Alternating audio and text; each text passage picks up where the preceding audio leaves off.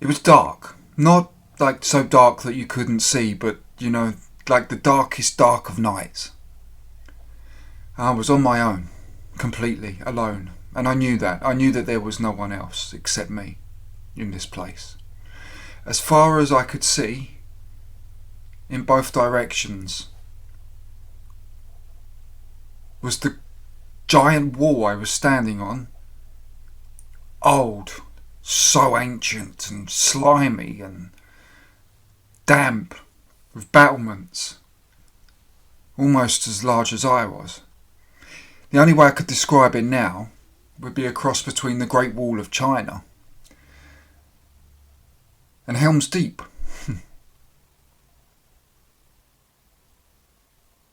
The light was murky and thick, and everything was just desolate and empty. There were no trees, no glimmers of light, no sign of animals, just barrenness. And then as I was looking over this plain, from nowhere I started to notice that there was like movement.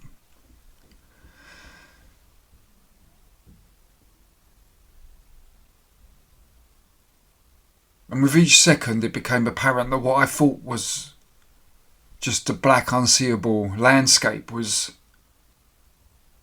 not that. It was a sea, an ocean of creatures.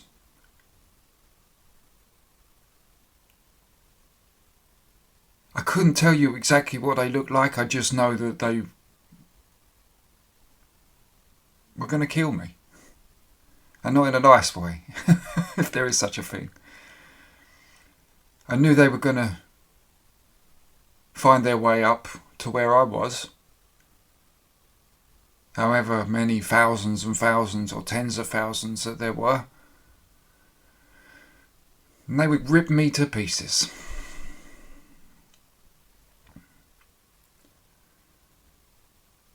It was then that it started to rain.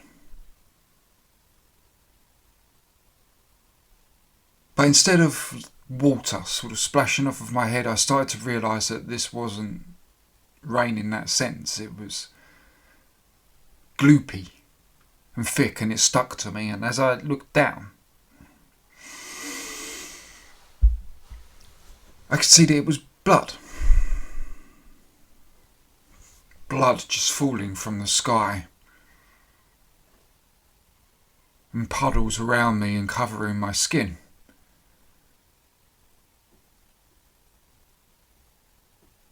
But what was strange was my certainty, you know. I didn't feel fear in the sense that you would expect that you would in that situation. I just knew. I didn't know why or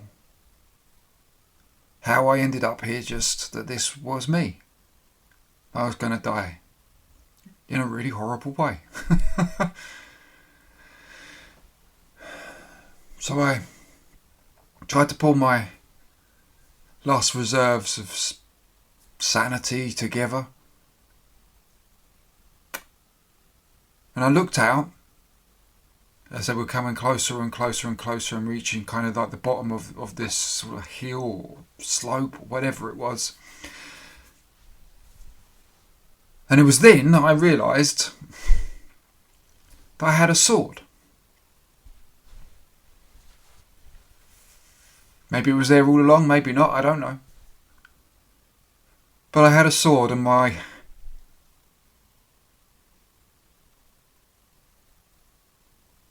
senses began to raise, you know. I was like, I have something, I have a weapon. So I drew it out. I kind of remember it was just an old rusty thing. It wasn't particularly great or anything. But I remember feeling the hold of it in my hands, and the blood was coming down, and these things were coming closer, and there was this noise. And I just looked out, and I just thought, oh well, at least I can take a few with me. And so I looked down at the slope. I looked down from the wall. I lifted up the sword and I prepared to jump. Because I figured I'm not going to stand here and wait. I'm not going to stand here and be like that. I'll go out swinging. I'll jump down there, and if the fall don't kill me, I'll get one, I'll get two, I'll get some. But it'll be over with. I'm not going to stand here and just wait. So I kind of raised the sword like this. Went like this. I can't remember that vividly.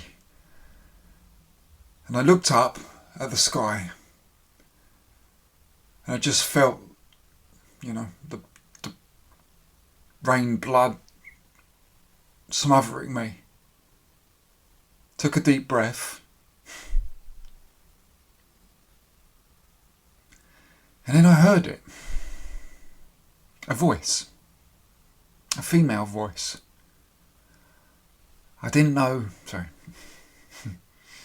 who it was. But I could feel the love.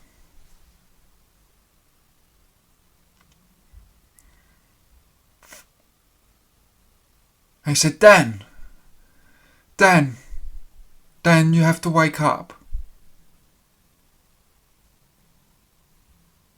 It was coming from the sky. Daniel, you have to wake up. Come on, wake up. It's all right. And this feeling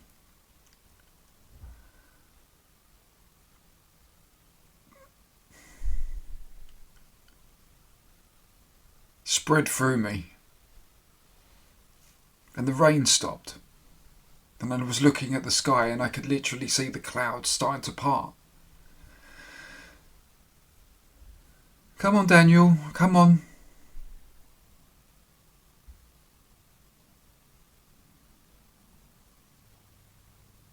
Then I opened my eyes. God, it was bright. And the noise, there was beeping and everything going on around me, and this voice was saying, Daniel, that's right, it's all right, you're going to be all right, you're okay, you're all right. And I could feel. And in that moment, it felt like I hadn't felt this in an age, the feel of someone holding my hand, and then the feel of hand stroking my head. And it came back to me. I thought, that's Amy. It's Amy. That's Amy. Where am I? And Amy said, a voice, still I couldn't see her. I don't even remember to this day seeing her face. I just remember her voice and the brightness of it all and the noise. And she was just telling me, it's okay. It's all right. Please don't be scared.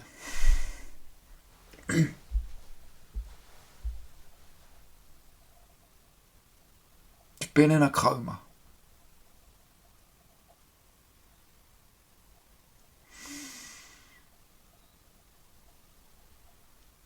You had a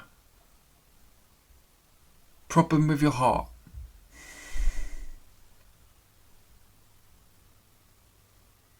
Now I'm starting to get that sense of the real world around me, and I'm just thinking, what do you mean, what? You're in the hospital. You had a cardiac arrest. You're going to be okay.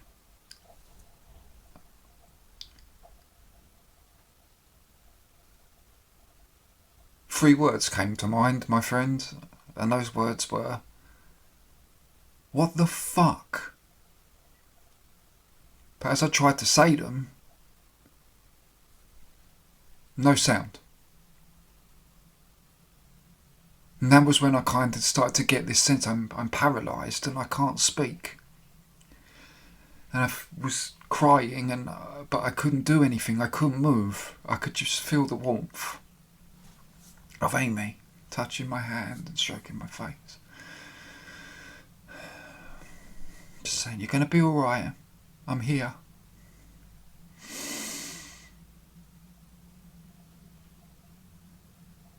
You were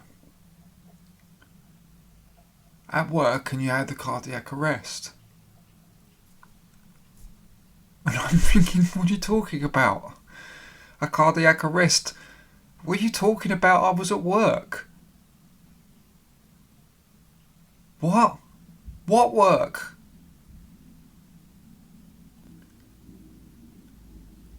And I think had it not been for the way that I could feel her, I would have just thought I'd gone out of one horrific place into another. But I knew it was Amy, and I knew I could trust her, and I know that she was there. And she just said to me, "You'll be alright, I promise you'll be alright." And then I just felt so tired. And I couldn't keep my eyes open. And I don't know if I've made this up since or not, but I felt like the kiss on my forehead.